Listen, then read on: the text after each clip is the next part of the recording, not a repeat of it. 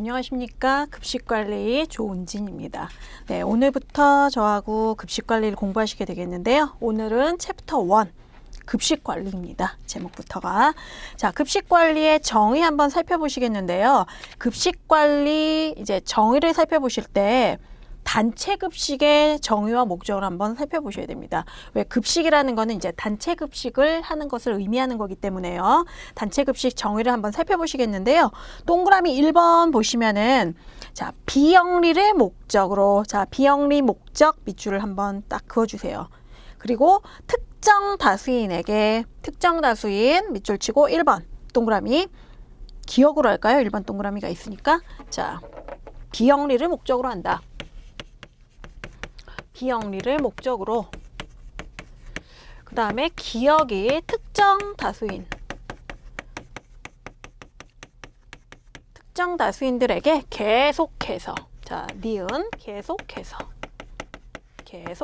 여기다가 밑줄을 이렇게 쳐주시면 단체 급식의 정의와 그 특성을 한 번에 보실 수 있는데요. 이렇게 계속해서 음식물을 공급하는 것이다. 그래서 대상을 보시면은 기숙사, 학교, 병원 이런 것 등이 대표적이겠죠. 근데 이거 말고도 이제 후생기관이라든가 이런 것들의 급식 시설을 의미하는데요.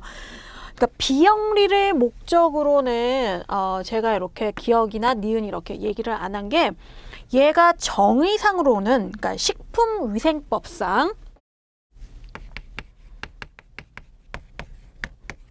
식품위생법상의 정의상으로는 비영리를 목적으로 한다라고 해서 이제 시험을 보실 때도 저거를 답으로 선택을 해주셔야 됩니다. 근데 현재 우리가 급식을 보게 되면은 꼭 직영뿐만 아니라 위탁을 해서 들어와서 급식을 하는 경우가 있기 때문에 반드시 비영리라고만 볼 수는 없지만 시험을 위해서 식품위생법에 정의되어 있는 대로 비영리를 목적으로 해서 특정한 다수인들에게 계속적으로 지속해서 음식을 공급하는 것이 바로 단체 급식이다. 이렇게 기억해 주셔야 됩니다. 그러니까 지금 이거 정의를 살펴보신 것처럼요.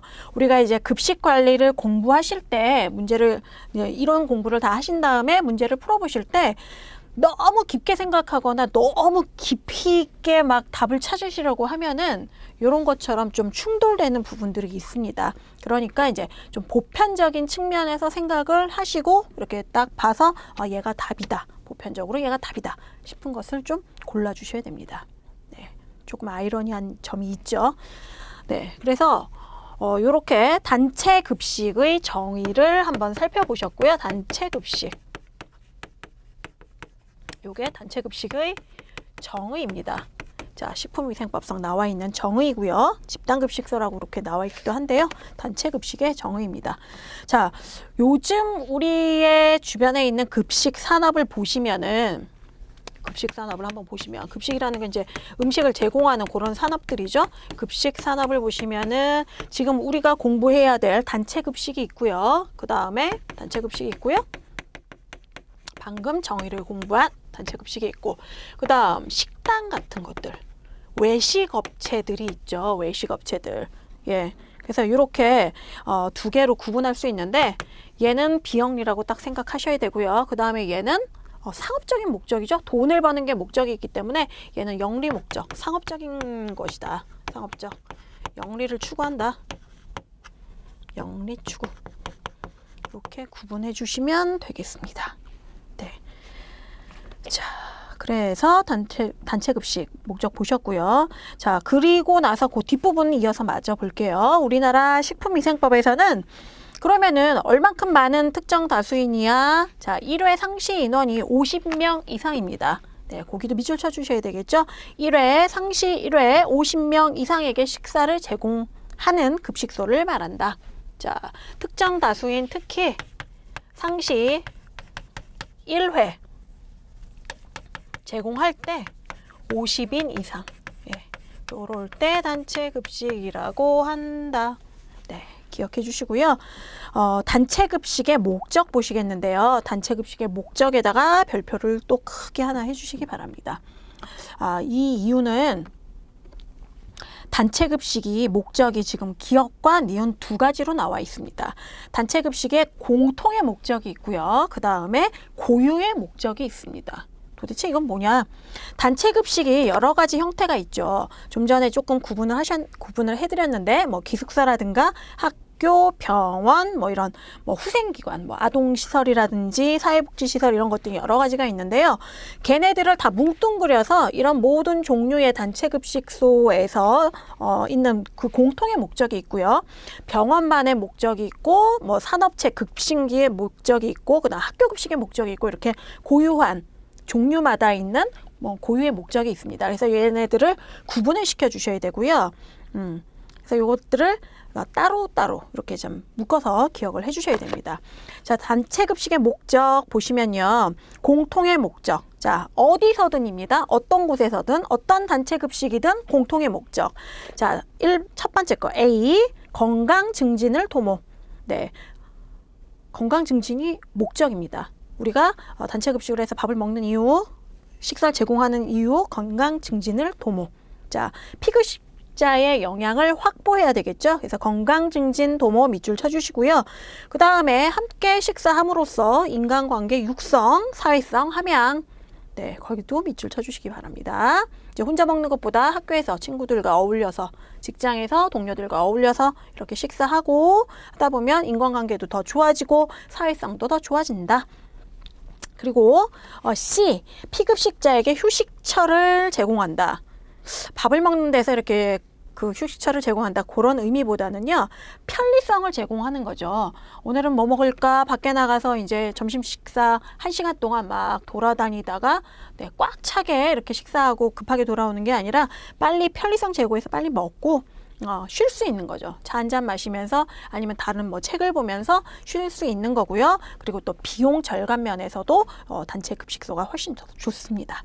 그래서 피급식자에게 휴식처 제공 밑줄 쳐주시고요. 그 다음 피급식자의 가정, 그 다음에 지역사회에 대한 공헌. 가정도 편리하죠. 네, 가정도 편리하죠. 그러니까 식사를 하실 때 오늘 뭐 먹을까? 그것도 걱정 안 해서 좋은 거고요. 편리하게. 난 그냥 식당으로 간다. 그럼 매일매일 알아서 메뉴가 바뀌어지죠. 그런데 가정 입장에서도 편리합니다.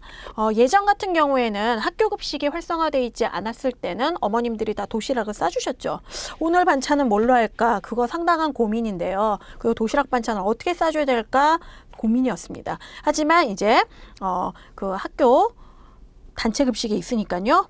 부모님도 편리합니다. 엄마가 특히 편리하십니다. 그리고 이제 비용도 절감되죠. 네. 부모님의 비용도 절감됩니다. 매일매일 반찬을 사야 하는 그런 재료를 하는 것보다는 이렇게 단체 급식이 훨씬 조금 더 저렴하게 되는 거죠. 그리고 지역사회에 공헌한다. 자, 이 이야기는 지역사회에 공헌한다. 자, 자원이 효율적 경제적으로 활용할 수 있도록 하는데 기여한다라는 의미입니다. 그러니까 이제 뭐 어떻게 지역사회에 공헌하냐면요. 그 어떤 계절이나 어떤 그 시기에 따라서 더 많이 나오는 식품들이 있을 수 있습니다. 예, 너무 풍년이 들어가지고 가격이 폭락할 수 있는 그런 경우가 있잖아요. 뭐 배추가 그럴 수도 있고 고구마가 그럴 수도 있고 또 뭐가 있을까요? 야채들 중에서 뭐 오이가 너무 요번에 풍년이 나가지고 오이 농가들이 너무 싼 값에 이걸 내놔야 돼서 손해가 많다. 이럴 때는 예, 단체급식소에서 많이들 이렇게 그 오이를 관련해가지고 그 음식을 만든다거나 이런 식으로 소모를 해주면은 많이 사용하게 해주면은 지역 사회에 대해서 공헌을 하게 되는 거겠죠. 자원이라든가 이런 경제적 활용에 기여를 하게 되는 것입니다. 그리고 영양교육 및 영양지식을 함양하게 된다. 요런 기타 5개의 이유는 모든 단체급식의 공통의 목적입니다. 자, 그러면 니은에 있는 고유의 목적을 보시겠습니다.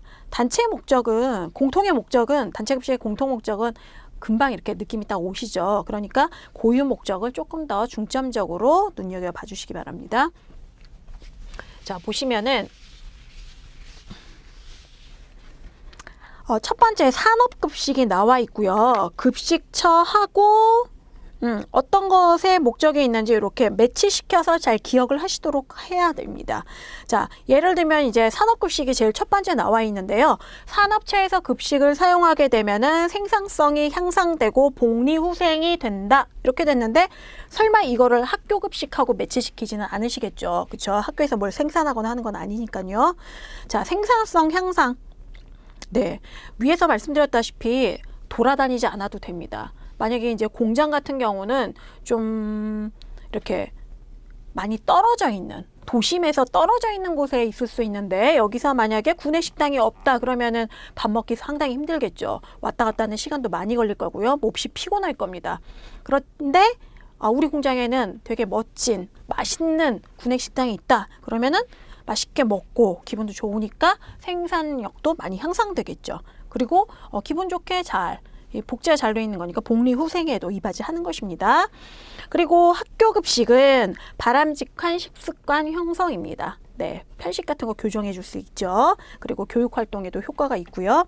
그 다음 아동복지시설의 경우에는 자, 신체나 정신적으로나 건전하게 육성이 가능하다. 그렇게 매치시켜서 기억해 주시면 되겠고요. 병원급식은 환자의 쾌유죠. 빨리 회복되기를 쾌유를 촉진하고요.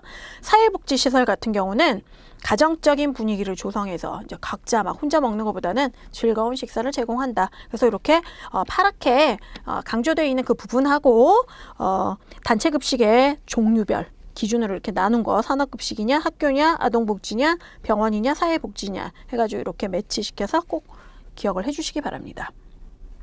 그러니까 뭐 시험 문제 이렇게 나올 수 있겠죠. 단체급식의 공통목적이 아닌 것을 골라라. 뭐 이렇게 해놓고서 공통목적 쭉 쓰고서 뭐 마지막에 병원급식의 목적인 환자의 쾌유를 촉진 이런 게 들어가 있으면 이게 바로 답이 되겠죠. 그런 식으로 문제가 나올 수 있으니까요. 요거 딱 분류해서 잘 기억해 주시기 바랍니다. 그 다음에 괄호 2번에 단체급식의 특성을 한번 보시도록 하겠습니다. 자, 단체급식의 특성은요, 영양사라는 관리자가 운영한다라는 게 가장 큰 특징입니다. 영양사가 존재한다. 그리고 규모가 크고 짧은 시간에 다량의 식사를 공급하기 위해 점심시간에 확 몰리죠, 사람들이. 네, 집중 배식해야 되는데, 뭐 혹은 피크타임 배식이라고 하는데요. 모든 작업이 일사불란하게 체계적으로 진행된다. 이렇게 보시면 되겠습니다.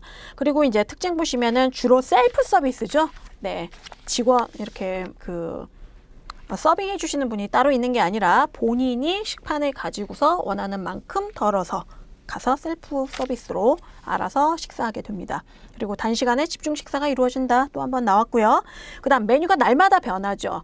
보통 음식점 가면은 이렇게 기준 메뉴들이 있잖아요. 그 중점 메뉴들이 있고 바뀌긴 해도 뭐 계절별로 한두 개 바뀌거나 이런 식이지 매일매일 변해가지고 다양한 그 메뉴가 존재하지는 않습니다. 자, 메뉴가 날마다 변하며 밑줄 쳐주시고요. 기호에 맞고 영양적인 조리를 해야 한다. 자, 메뉴가 날마다 변한다라는 거 순환 메뉴라고 합니다. 네, 하나 써주시고요. 요런 것까지는 다 좋은데 이제 대규모 식중독 발생의 위험이 있죠. 예, 그래서 위생상의 안전을 아주 고려해야 된다. 네, 그런 부분들이 단체급식의 특징입니다. 그렇다면 요 특성을 아까 제가 이제 급식산업은 이렇게 단체급식이 있고 외식업이 있다라고 말씀을 드렸잖아요. 외식업도 다량으로 하는 경우 많습니다. 아주 커다란 음식점 같은 경우에. 그러면 외식업과 단체급식을 한번 비교해 보도록 하겠습니다. 자, 표로 이렇게 비교할 수가 있는데요. 자, 단체급식 하고 외식업 요 두 개를 크게 합쳐가지고 급식산업이라고 말씀드렸었죠. 그래서 얘네들은 급식산업인데 자, 영리 목적이냐 비영리 목적이냐 이렇게 말씀드렸습니다. 그리고서 여기는 특정 다수인에게 매일 식사를 지속적으로 공급해야 되는 거고요. 외식업 같은 경우에는 내가 맛있어서 그 음식점에 계속 갈 수는 있지만 특정은 아니죠. 불특정인이죠. 네, 그런 것들 비교를 한번 해보도록 하겠습니다. 자, 대상 한번 비교해보고요. 방금 말씀드린 거. 그 다음에 지속적이냐. 정의에 나오는 거죠. 대상이 어떻고 지속적으로 주냐 안 주냐. 그 다음에 이제 방금 말씀드린 메뉴 뭐 이런 것들. 그 다음에 가격 이런 거. 그 다음에 이제 수요도 한번 보실 수 있는데요. 수요 얼마나 먹을 것인가. 내가 오늘 손님이 어느 정도 들 것인가 예측을 해야 되는 건데요. 단체 급식의 경우 대상은 어떻다고 아까 말씀드렸죠? 특정 다수였죠? 특정 다수. 자, 외식업은 불특정입니다. 불특정. 단골이 생길 수는 있기는 하지만요. 그렇다고 그 사람이 계속 오는 건 아니거든요. 그래서 불특정이고요. 이쪽은 특정의 다수다. 그 다음에 지속적이냐? 네, 지속적입니다. 물론 한두 차례 밖에 나가서 외식을 할 수도 있지만 여기는 지속적으로 오고요. 외식업은 지속적이지 않다. 그리고 메뉴는 아까 순환 메뉴라고 말씀드렸죠. 변동 메뉴 혹은 순환 메뉴. 변동 메뉴. 메뉴가 매일 바뀐다라는 뜻입니다. 변동 메뉴. 여기는 고정이 되어 있죠. 네, 그래서 고정 메뉴. 그 다음 가격 일정합니다. 일정하죠. 그러니까 뭐 우리 구내식당은 한 끼에 3,500원이다. 메뉴가 매일 바뀌지만 늘 3,500원입니다. 500원이죠. 그렇지만 이제 외식업 같은 경우는 메뉴가 고정돼 있지만 한 개만 하는 집도 물론 있기는 하지만 몇 개가 이렇게 있게 되죠. 그리고 그 메뉴의 값이 그 메뉴마다 다 다릅니다. 그래서 다양하다. 그리고 수요 예측할 수 있습니다. 그래야만 이제 영양사가 메뉴를 짤 때 수요를 예측해서 그 양에 맞는 그 식자재들을 주문할 수가 있으니까요. 그래서 얘는 수요가 거의 일정한 편입니다. 거의 조금 차이가 나긴 하겠지만 그 정도는 커버할 수 있죠. 여기는 일정하지만 여기는 일정하지 않다. 예. 어떤 예가 있을까요? 뭐 냉면집 같은 경우는 더운 날에는 무척 많은 사람이 오겠지만 막 비 와서 여름이라도 조금 으슬으슬하거나 추운 날 바람 많이 불고 태풍 부는 날 그러면 별로 없겠죠. 그래서 여기가 수요가 일정한 반면에 외식업은 수요가 일정하지 않다. 그래서 이렇게 한번 급식산업의 두 가지로 나뉘어 있는 것들을 서로 비교를 한번 해보았습니다. 그래서 비교하시면서 단체 급식의 특성을 한번 보시면 되겠고요. 그 다음 페이지에 3번 괄호 보시면은 단체 급식의 문제점 및 개선 방안이 나와 있습니다. 자, 단체 급식의 문제점, 거기 1번 동그라미 한번 별표를 쳐주셔야 됩니다. 네, 우리가 문제점을 알아야 개선할 수 있기 때문에 문제점 보시는데요. 제목만 먼저 한번 살펴보시면 영양적인 문제가 있고 위생적인 문제가 있을 수 있고 비용 문제, 심리 문제, 시간과 배식 문제 해가지고 5가지 문제를 제시했습니다. 그래서 이렇게 종류별로 문제점이 5개의 문항으로 나와 있으니까요. 이렇게 묶어서 이것도 기억을 같이 해주셔야 되는데요. 영양 문제라고 이야기하는 것은 영양가 산출을 영양사가 제대로 잘 못했을 경우에 생길 수 있습니다. 네, 그래서 계산을 이렇게 잘 못 뽑아내서 산출을 잘못하면 그 영양 문제가 생길 수 있는 거죠. 그래서 영양가 산출을 잘 못할 경우 밑줄 쳐주시면 되고요. 그렇게 되면 이제 집단 전체의 영양 저하가 올 수가 있는 거죠. 그러니까 영양사의 책임은 아주 막중한 것입니다, 여러분. 그 다음 니은 위생 문제가 있을 수 있는데요. 자, 아까 그 단체 급식의 특성에도 나왔죠. 그래서 얘가 식중독이 발생이 되면 아주 대규모의 식중독이 발생되기 때문에 아주 위험하거든요. 그래서 그 위생의 안전을 많이 고려를 해야 되는데, 자, 대규모 급식이기 때문에 종업원들도 많죠. 여기 급식에 종사하시는 분들 많은데 그분들의 위생 교육하고 시설, 기기 이런 것들의 위생 관리가 철저하지 않으면은 이 위생사고가 발생하기가 쉽습니다. 그럴 때는 대량 식중독으로 가기 때문에 위생 문제가 아주 중요한 문제이고요. 그 다음에 비용 문제가 있습니다. 자, 급식비를 줄이기 위해서 만약에 인건비라든가 또 시설비를 줄이면은 어떻게 급식의 질이 저하될 수 있죠. 기분 나쁘죠. 인건비 줄이면 섭섭하죠. 그러면 이제 좀 질이 낮아질 수도 있는 거고요. 시설도 제대로 투자를 안 하면 질이 낮아질 수 있는 거죠. 그래서 이런 비용 문제도 생길 수 있고, 심리 문제. 이건요, 이제 식당에서 많이들 드셔봤을 텐데, 단체급식 학교라든가 직장에서 드셔보신 분들은 알 텐데, 가정식에 대한 향수가 생깁니다. 어떻게 보면은 집에서 드시는 것보다 더 다양하게, 맛도 더 있을 수 있지만 막연하게 이렇게 가정식에 대한 향수로 급식에 적응 못하는 경우가 있을 수 있고요. 그리고 이제 개인적으로 싫고 좋은 게 또 있으니까, 기호의 성향을 무시한 채 만약에 실시되면은 문제가 생기니까, 단일 식단이 이렇게 획일적인 단일 식단이 계속 나오면 이게 문제가 되겠죠. 그래서 잘 이렇게 회전시켜야 된다.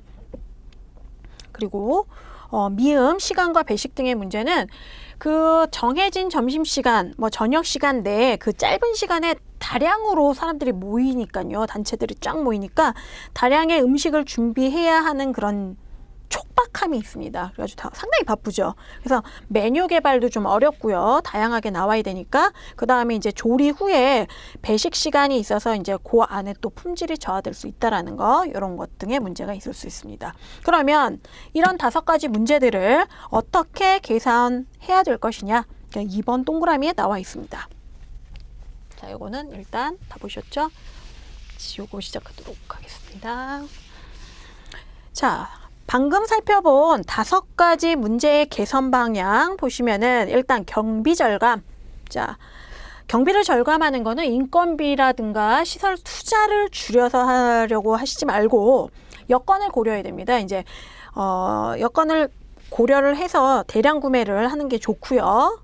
뭐 이렇게 연합해서 옆에 같이 있는, 우리 단체 급식이 규모가 너무 작다 그러면은 이제 이웃에 있는 단체 급식소하고 이렇게 같이 대량 구매하실 수 있는 거고요. 그러니까 여러 가지 여건을 고려해서 대량 구매를 할 때가 훨씬 더 싸고요. 그 다음에 이제 제철 식품을 이용하는 게 훨씬 더 싸죠. 그러니까 그런 것 등, 그 다음에 작업 분석을 통해서 재료를 아끼거나 싸게 구입하는 건 또 한계가 있으니까요. 작업 분석을 통해서 절감할 수 있는 인건비들은 절감을 해서 경비를 아껴야 된다. 그리고 그 위생 문제에 대해서는 해썹 적용하는 게 위생적입니다. 네. 그 다음 기호도 충족. 아까 나왔었죠? 심리 문제, 가정식에 대한 막연한 향수. 그래서 단체 급식에 적응 못한다. 이럴 때는 뭐 식단 선택제를 도입할 수도 있고요. 메뉴 개발을 꾸준히 할 수도 있고, 아니면 기호도 조사를 하시면 더욱 좋습니다. 그래서 기호도를 충족해준다. 그리고 가정식과 같은 분위기를 연출한다. 예, 쾌적하게. 그릇도 좀 예쁘게. 네. 그런 것들. 그 다음에 이제 정기적인 모임을 개최한다. 누구랑? 자, 경영자랑, 급식 관리자랑, 급식 담당자랑 이렇게 정기적인 모임을 해가지고 우리의 문제점을 어떻게 개선해야 될 것인지 서로 머리를 싸매고서 연구를 해봐야 되는 거죠. 그래서 그런 것들. 그 다음에 시설의 쾌적성 유지와 사무관리의 전산화를 하면 이제 많은 문제들이 나아질 거다. 그래서 개선 방안 보시면 되겠습니다. 자, 그 다음에 4번에 나와 있는 거는요, 단체 급식 관리입니다. 단체 급식 관리. 자, 1번 동그라미 보시면 관리 순환 이렇게 되어 있는데요. 관리는 계획, 실시, 평가 이렇게 3단계로 이루어집니다. 자, 거기 밑줄 그어 주시고요. 계획, 실시, 평가입니다. 자, 그러면 관리 기능을 한번 보시면 계획 기능. 자, 수요 예측하는 겁니다. 영양을 계획한다라는 건 수요를 예측해서 뭐 어떻게 먹을까, 무엇을 만들까 이런 것들입니다. 식사 계획하고요. 식재료 운영 계획, 무엇을 사가지고 어떻게 언제 쌀 때 사가지고 어떻게 사용을 할 것인가, 어떤 것을 비축해 둘 것인가, 뭐 이런 것들. 그 다음 조리 작업 계획 해가지고요. 계획에 관련된 기능은 뒤에 끝에 다 계획 써 있습니다. 그래서 얘를 찾는 데는 별 어려움이 없고요. 그 다음에 이제 실시 기능은 직접적으로 식단을 짜고 식재료를 사고 조리를 하고 보관하고 배식하고 그 다음 설비하고, 네, 이겁니다. 그러니까 계획 기능하고 살짝 좀 다르죠. 예, 단어부터가 다르니까 직접 실시하는 겁니다. 그거 하고 나서 다 이제 끝나고 나면 평가 기능이 있죠. 급식수 관리, 뭐 식사 상황이 어땠는지 평가하고요. 조리 작업 시간이라든가 위생 상태라든가 식품 구입 품목하고 가격이 어땠는지 이제 평가하는 거죠. 검식하는 거, 급식 실태 조사하는 거, 영양가 조사 이런 거 다 나중에 평가하는 것들입니다. 그 옆에 한 2개 더 써 놓으시기 바랍니다. 평가 기능에서 재고 조사하고 일지 작성하는 것도요. 예. 실제로 이제 영양사가 돼서 업무를 맡아보시면은 아실 텐데요. 이게 서류 작업도 만만치가 않습니다. 식단 짜는 것도 참 힘든 작업인데 지금처럼 이렇게 평가 기능 같은 거 보면은 전부 다 이제 서류로 작업을 하고 남겨놔야 되기 때문에 서류 작업도 참 많습니다. 일지 작성, 그 다음에 재고조사라고 말씀드렸죠. 재고조사. 예. 요거까지 이렇게 써서 계획 기능, 실시 기능, 평가 기능 요거 차례대로 이루어지는데 각각 어떤 항목들이 있는지 잘 기억해 두셔야 됩니다. 그래서 이 관리 순환하는 것들을 순서대로 나열한 거 제대로 고르시오. 혹은 뭐 급식이 이루어지는 순서대로 나열한 거 잘 고르세요. 뭐 이렇게 나올 수도 있고요. 영양사의 업무가 제대로 이루어지는 그 순서대로 나열된 거 고르세요. 아주 다양한 방법으로 물어볼 수 있기 때문에요. 일단 관리 순환은 3단계로 계획, 또 뭐 있었죠? 그 다음이 실시, 그 다음이 평가였죠. 네, 요 3단계로 이루어진다라는 거 꼭 기억을 해 두시고 요 단계에 뭐 있고 요 단계에 뭐 있고 요 단계에 뭐 있는지 살펴보셔야 됩니다. 얘가 좀 제일 쉬웠죠. 뭐 계획, 뭐 계획, 뭐 계획 이렇게 있었고요. 실시도 보시면 직접 실행하는 거니까요. 어렵지 않게 구하실 수 있을 겁니다. 그래서 실시하고 나중에 다 평가한다. 근데 요 안에 일지 작성하는 거랑 재고 조사하는 것도 들어가 있는 거다라고 기억해 주시면 되겠습니다. 자, 밑에 영양 보충 보시면 단체 급식소의 기호도 조사 실시 이유 이렇게 나와 있습니다. 네, 이거는 하는 게 당연히 좋죠. 내가 먹고 싶은 것만 막 이렇게 식단에 짜가지고 내가 좋아하는 거 뭐 이런 거 좋아 하고서 짜시는 것보다는 그 고객의 음식 선호도가 어떤지를 파악해야지 맛있게 잘 드실 테니까요. 음식 선호도 파악하는 거고요. 반응도 조사해야 됩니다. 요즘 같은 경우는 이제 큰 대기업 같은 경우는 이제 어플 같은 거 인터넷으로 해서 예전에 제가 영양사를 할 때는 가끔 이제 전화하시죠. 전화해서 오늘은 뭐예요? 이렇게 물어보는 경우도 있고 그 다음에 대부분 이제 구내식당이 지하에 있으니까 왔다 갔다 이렇게 좀 딴 일 보러 오셨다가 메뉴판 이렇게 보고 가시는 경우도 있고 네. 아니면 일주일치 이렇게 막 적어 가시는 분도 계셨고 그렇게 이제 아니면 이제 지하에 있는 경우는 냄새를 맡아가지고 오늘은 뭐겠구나 딱 이렇게 눈치를 채시는 경우가 있었는데요. 반응도 검사해서 반응이 좋은 것들은 자꾸 만들어도 되겠지만 반응이 나빠가지고 이게 잔반으로 이렇게 버려지는 것들이 많다면은 그거는 조금 실패한 그런 식단이 되겠죠. 그래서 반응도 조사하셔야 되고 그런 것으로써 잔반량도 감소된다는 거. 네, 국가 경제에 이바지할 수 있는 방법입니다. 그래서 이런 3가지 이유 때문에 단체 급식소에서 기호도 조사를 한다라는 거 기억해 두시면 되겠습니다. 자, 다음 페이지 보시면 2번 단체 급식 제도입니다. 이거는 이제 단체 급식의 유형이라고 생각하셔도 됩니다. 네, 유형이라고 하나 써주세요. 옆에다 괄호 치고 단체 급식의 유형. 네. 거기 별표 쳐 주시기 바랍니다. 2번 이렇게 크게 나와 있죠. 단체 급식 제도. 단체 급식 제도 딱 이렇게 되어 있는데요. 요거는 유형이라고 해도 된다. 별표를 하나 쳐주자. 중요하다. 그래서 얘는 단체 급식의 유형 하고 얘는 살펴보시면 아시겠지만요. 이렇게 크게 4가지가 있습니다. 4가지. 어떻게 4가지 있냐면요. 제목부터 한번 살펴볼게요. 전통식 급식 제도가 있고요. 중앙공급식 급식 제도가 있고요. 그 다음에 예비 저장식 급식 제도가 있고 마지막에 조합 급식 제도가 있습니다. 그래서 하나하나 이렇게 좀 살펴보시면요. 그 옆에 하나 먼저 써야 될 것들을 좀 필기를 해 놓을 테니까 받아 쓰시기 바랍니다. 전통식 앞에 제목만 쓰도록 하겠습니다. 전통식이 있었고요. 그 다음에 2번째는 중앙공급식.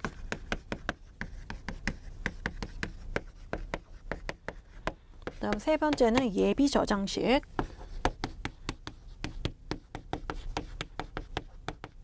그 다음에 다음 페이지에 나와 있는 조합급식 제도.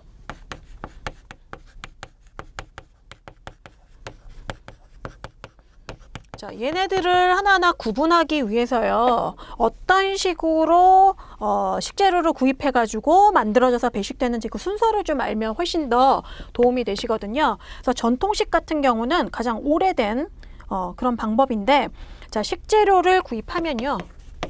식재료부터 시작하면 그 다음에 조리를 합니다. 조리를 하고요. 그 다음에 보온이나 보냉하죠. 보관하죠. 보온이나 보냉을 함으로써 보냉해서 한 후에 급식을 합니다. 그래서 이런 방법으로 이루어지는 게 전통식 방법이고요. 그 다음에 이제 중앙식 방법은 식재료에서, 여기는 똑같습니다. 식재료에서 조리를 한 후, 중앙공급식이니까 조리를 한 후 운송하게 되는 거죠. 어디에? 각각의 그 사업소에다가 그 운송하게 되고, 운송하면 각각 그 사업소, 그 식당에 도착하게 되면 재가열하게 되겠죠. 그냥 공급할 수는 없으니까요. 재가열한 후에 배식이 일어난다. 이렇게 기억하시면 되고요. 예비 저장식은 식재료 조리한 후에 급속 냉각을 합니다. 급속 냉각을 하고, 또 역시 냉각했으니까 그냥 못 주죠. 재가열해서 배식을 하게 됩니다. 그 다음에 이제 종합급식 제도는 어떻게 되는 거 하니, 여기까지 식재료, 가공 식재료입니다. 여기까지는 다 똑같죠. 근데 여기는 가공 식재료. 가공 식재료를 가열해서 조합한 후에 배식합니다. 여기 조합이라는 단어가 들어있기 때문에 조합급식 제도라고 하는 것입니다. 네, 그래서 이런 순서대로 급식이 이루어진다라는 것을 먼저 큰 틀을 살펴보시면은 전통식이 어떤 특징이 있고 각각의 특징, 예비저장식은 어떻고 이해하시기가 훨씬 더 수월하십니다. 자, 그래서 한 개씩 살펴보시면요. 전통급식 제도 동그라미 1번에 줄 긋도록 하겠습니다. 한 주방에서 모든 음식 준비가 이루어져 같은 장소에서 소비되는 제도, 밑줄 쳐주시면 되고요. 제가 처음에 말씀드린 것처럼 이게 가장 오래된 진짜 전통적인 형태입니다. 그래서 생산, 그 다음 배식하고 서비스 이런 것 등이 모두 다 같은 장소에서 연속적으로 뚜루룩 이루어지고요. 그러니까 소비되는 시간이 상당히 짧죠. 만드는 즉시 오늘 아침에 만든 거 새벽같이 이렇게 만든 거 점심때 먹게 되고 이런 식으로 이루어지는 것입니다. 자, 장점 보시면요. 기억에 밑줄 치실게요. 가격 변동이 심하고 계절적 요인의 영향을 받을 때 더욱 유리합니다. 그리고 디귿에 탄력성이 있어서 음식의 개성을 살릴 수가 있습니다. 그래서 그 재량을 발휘해가지고 그 영양사의 독창적인 어떤 음식을 만드는 것이 가능하죠. 그리고 배달이 안 되고 그 자리에서 다 만들어서 그 자리에서 배식이 이루어지는 거기 때문에 리을의 배달 비용을 줄일 수 있다. 저장 비용도 들어가는 거겠죠. 그리고 미음 보시면은 질이 좋다. 영양적으로나 관능적으로나 네, 이렇게 오랫동안 이동되거나 저장되거나 하는 거 없이 만들어서 그날 소비하기 때문에 영양적으로나 관능적으로나 질이 좋다. 그 다음 비읍 보시면요. 선호도, 인종, 지역에 따라 알맞은 메뉴 조절이 가능하다. 왜? 그 자리에서 만들어서 그 자리에서 소비하기 때문입니다. 네, 이렇게 기억하시면 되겠고요. 또 단점을 한번 보시면은 갑자기 수요가 확 많아졌다. 야, 오늘 그 식당 너무 맛있대. 그 회사 구내식당 너무 맛있대. 그래가지고 막 옆 회사에서도 갑자기 물려 들어왔다. 그럴 때는 좀 대처하기가 힘듭니다. 네. 그 예상한 그 수요를 예상해가지고 만들기 때문에 거기에서 너무 초과해버리면은 대처하기가 조금 힘들죠. 그래서 수요가 과다할 때는 대처할 수 없다. 밑줄 쳐주시면 되고요. 니은에 숙련된 조리원이 요구됩니다. 네. 그러니까 영양사가 식단을 잘 짜더라도 사실 그쪽 이렇게 조리에 종사하시는 분들이 아주 숙련된 분이 한 분이라도 계셔야지 진짜 맛을 잘 내시고 영양사가 지시한 대로 잘 음식이 나오기 때문에 숙련된 조리원이 요구됩니다. 거기 밑줄 치시고요. 이런 숙련된 조리원 같은 경우는 인건비가 비싸지겠죠. 네, 그런 것들. 그 다음에 직업의 분업이 작업의 분업이 일정치 못해서 작업의 분업이 더 적합하겠죠. 생산성 저하를 초래하고 노동 비용이 높아진다. 예. 그래서 인건비가 가장 높습니다. 아까 좀 전에 말씀드렸죠. 숙련된 조련이 요구되는 것부터 인건비는 상승하게 되는데요. 이게 분업이 또 일정치 못하니까 노동 비용이 높아져서 그 옆에 하나 써주시기 바랍니다. 인건비가 가장 높다. 누가? 전통시기. 인건비가 가장 높다. 그래서 장단점 잘 기억을 해주시고요. 두 번째의 중앙공급식 급식제도입니다. 자, 커머셜리 급식제도, 커미셜리 급식제도 이렇게 나와 있는데요. 그거 보시면은 자, 중앙의 공동조리장에서 표준화된 방법으로 자, 중앙의 공동조리장 밑줄 치시고요. 그 옆에 표준화된 방법 자, 표준화된 방법 밑줄 친데 옆에다 쓰시면 됩니다. 표준화된 방법. 그래서 표준화된 방법으로 대량 생산이 이루어지는 거죠. 대량 생산이 이루어져서 자, 그 다음에 또 초록색 글씨 나오죠. 각 단위 급식소로 운반된 후 배식. 그렇기 때문에 만드는 곳과 소비되는 곳이 다릅니다. 장소도 다르고 시간도 다릅니다. 그렇죠? 만들고 공급되는 데까지. 이게 시간적, 공간적으로 분리되어 있는 배식 방법입니다. 급식 방법입니다. 그래서 생산과 소비가 시간적, 공간적으로 분리, 거기다 밑줄 쳐주시고요. 장점 보시면요. 중앙에서 이 공동조리장에서 표준화된 방법으로 대량 생산하기 때문에 노동력이 절감됩니다. 시설도 절감되고요. 이 단위급식소에서는 시설도 그렇게 많이 필요 없죠. 조리에 관련된 시설도 필요 없고 인원도 많이 필요하지 않습니다. 그래서 이런 노동력과 시설이 절감되고요. 니은에 음식의 질과 맛을 통일시킬 수 있죠. 한 곳에서 만들었으니까요. 그리고 디귿, 대량 구입하기 때문에 식재료비가 절감됩니다. 자, 식재료비 절감. 자, 그러면은 식사를 하는 곳에서의 입장은 어떠냐? 자, 최소한의 공간에서 급식이 가능합니다. 자, 거기 한 개 써주십시오. 리을입니다. 리을. 최소한의 공간에서 급식이 가능합니다. 그냥 재가열한 후 배식만 하면 되니까요. 그래서 그거 써주시면 되고요. 단점 한번 보시면은 그 대신 단점은 뭐냐? 이게 중앙공급식이기 때문에 이 중앙에는 시설 투자를 좀 많이 해야 됩니다. 그래서 중앙에 투자 비용이 많이 들고 그 다음에 이제 각 단위급식소로 운송해야 되니까요. 운송시설의 투자가 또 필요하고요. 거기 두 번째 써주시고요. 그 다음에 이제 디귿. 얘가 사실은 더 중요하죠. 배달할 때 음식의 안정성에 문제가 있다. 날이 너무 덥거나 이런 때는 이제 그 짧은 거리를 운반하다가도 잘못된 경우에는 식중독이 발생할 수 있으니까요. 음식의 안정성에 문제가 있고요. 그 다음에 단위 어디 갔습니까? 재가열 시설이 필요하죠. 단위급식소에서는 재가열 시설이 필요하다. 자, 단위급식소에 딴 거는 없어도 재가열할 거는 필요하다. 단위급식소에서 재가열 시설이 필요한 거죠. 그 다음에 한 개 더 쓰시게 되면은 얘가 운송을 해가지고 단위급식소로 이동을 해야 되기 때문에 늘 제대로 운송이 됐었어도 어쩌다가 뭐 피치 못할 사고라든가 뭐 길이 너무 막힌다든가 여러 가지 이유로 운송이 제대로 못 되는 경우가 된다면 이 급식이 원활하게 이루어지지 않을 수 있는 거죠. 그래서 이런 것들. 그 다음에 이제 마지막. 이런 경우는 영양교육이 잘 안 되죠. 영양교육은 잘 안 된다. 영양교육은 잘 안 됨. 잘 안 된다. 잘 X입니다. 잘 안 됩니다. 왜? 그냥 가열해서 띡 먹고 끝나는 거니까요.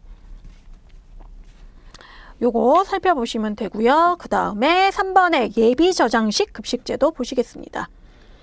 요거는 대표적으로 기내식입니다. 기내식. 그거 살펴보시면 되는데요. 1번 동그라미에 초록 글씨에 좀 밑줄 치도록 하겠습니다. 자, 음식을 조리한 직후에 냉장하거나 바로 냉동해서 얼마 동안 저장한 후에 데워서 급식까지 밑줄 치는데 치시는데요. 그 얼마 동안이 얼마냐면요. 한 몇 달 갑니다. 몇 달이라고 써주시면 되겠습니다. 자, 예비 저장식입니다. 저장. 자, 식재료를 조리해서 급속 냉각이나 냉장을 해가지고 얼마 동안? 몇 달 동안 이렇게 해가지고 재가열 후 급식하는 겁니다. 자, 기내식이 대표적인 예다. 기내식 동그라미 쳐주시면 되겠고요. 기내식.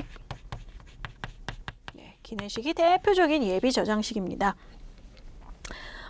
다른 말로 조리 저장식 급식 제도다. 네, 같은 말입니다. 저장됐다는 얘기 나오면 예비 저장식이든 조리 저장식이든 같은 의미이고요. 자, 요거 보시면요. 뭘 하나 또 써주시냐면은 조리 저장식 급식 제도로 불려진다. 옆에 하나 써주시면 좋겠습니다. 자, 생산과 소비가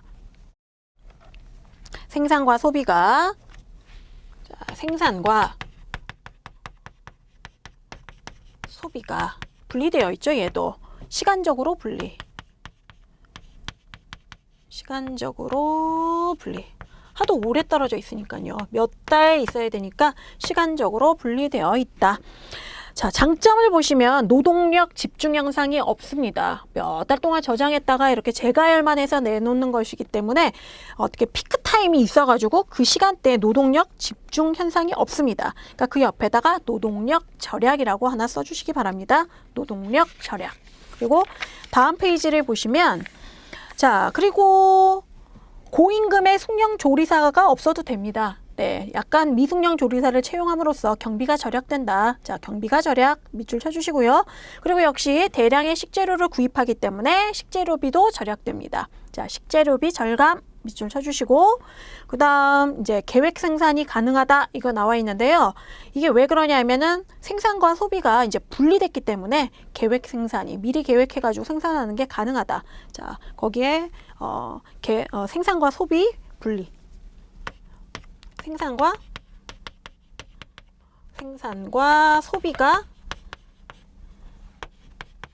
분리돼서 계획 생산이 가능하다. 네, 계획 생산 옆에다 써주시면 됩니다. 계획 생산이 가능하다. 자, 단점을 보시면요. 얘가 오랫동안 냉장하거나 냉동 상태에서 오랫동안 보관해야 되기 때문에 냉장고라든가 냉동고라든가 재가열 기기가 설치가 완벽히 잘 되어 있어야 됩니다. 그리고 그런 것들의 운영 기술이 요구되고요. 그러니까 초기 투자 비용이 많이 들겠죠. 네, 초기 투자 비용 많다라고 써주시면 되겠고요.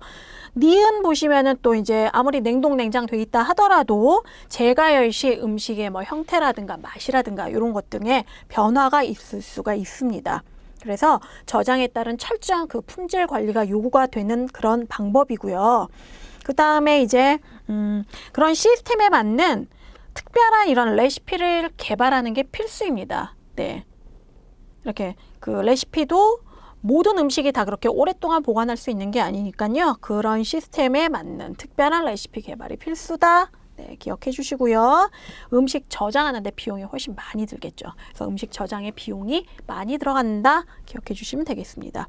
그리고 4번 조합 급식 제도입니다. 자, 이건 어떻게 하는 방법이냐면요. 식품 제조 업체나 가공 업체로부터 완전히 조리된 음식을 그냥 사는 겁니다. 그래서 배식하는 형태인데요. 이거는 이제 소규모 급식인 경우에 많이 실시됩니다. 자, 소규모의 급식 동그라미 쳐주시고요. 완전 조리된 음식을 구입하여 배식 이렇게 밑줄 쳐주시기 바랍니다. 자, 이런 경우에는 완전 조리된 식품을 구입하는 거기 때문에 전처리 과정이란 게 거의 필요가 없죠. 그래서 요거 보시면은 전처리 과정이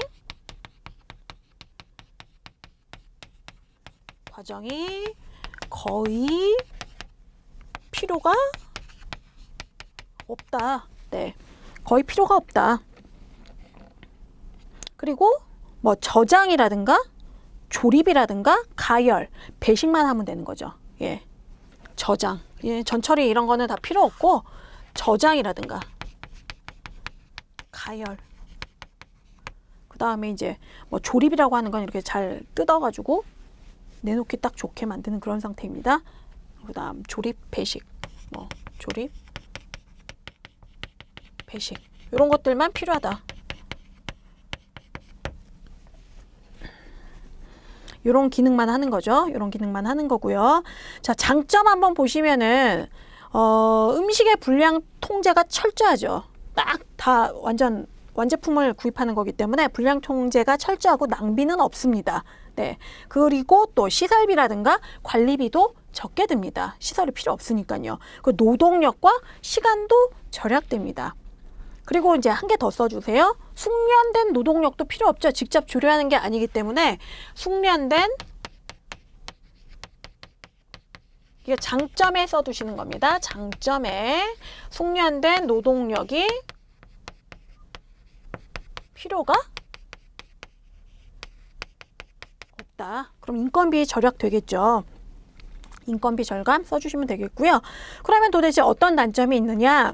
인건비는 저렴합니다. 숙련된 노동력, 음식 진짜 잘 만드시는 그런 분들이 안 계셔도 되니까 인건비는 절약되지만 이렇게 다 만들어진 상품만 구입하다 보니까 이 구입 비용은 더 많은 거죠. 재료를 사가지고 하는 것보다는 다 만들어지면 그 만들어지는 과정에서 필요한 여러 가지 그 요소들이 다 들어가 있는 계산된 가격이기 때문에 오히려 구입 비용이 많이 들고요. 그 다음에 사서 그냥 하는 거니까요.